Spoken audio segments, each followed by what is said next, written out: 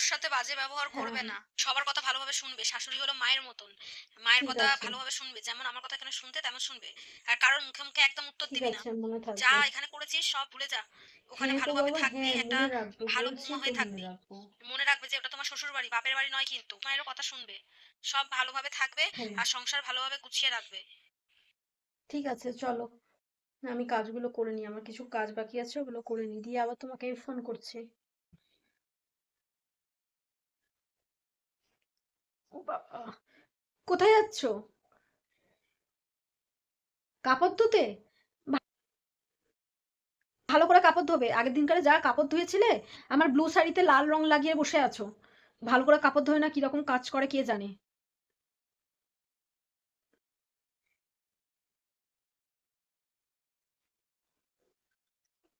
কোথায় যাচ্ছ? সবার খাওয়া হয়ে গেছে? তুমি বাসন তুলে নিয়ে যাচ্ছ যে? হ্যাঁ মা, সবার খাওয়া হয়ে গেছে। ঠিক আছে, বাসনগুলো একটু ভালো করে ধুইও। আগের দিনকার গিয়ে দেখছিলাম পুরো ফেনা ফেনা রয়ে আছে। ওরকম ভাবে কেউ বাসন ধোয়? কিছু শেখায়নি নাকি মা? কি করতে ভগবান জানে বাপের বাড়িতে। আচ্ছা, ঠিক আছে। বাহ, কি অবস্থা পাখাটার! পাখাটা একটু পরিষ্কারও করতে পারো না? কি অবস্থা, একবার দেখো পাখাটার কি অবস্থা, একবার দেখো তুমি। উহ, ইস, পাখাটা পরিষ্কার করে দিও। মা, তরকারিটা একটুখানি চেখে দেখুন তো সবকিছু ঠিক আছে কিনা। ইস, এটা খাবার হয়েছে? মাগো,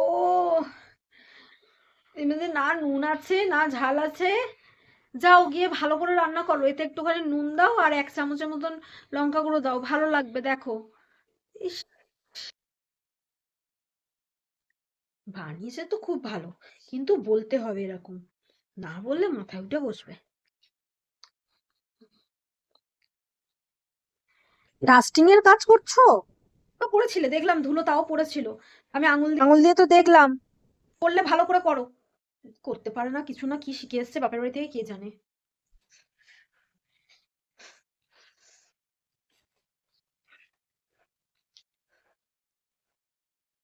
হ্যালো। হ্যাঁ, আমার দ্বারাই আর হচ্ছে না।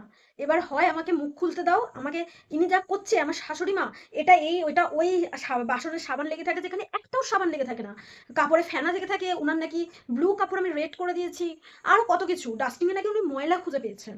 এইসব উনি বলছেন।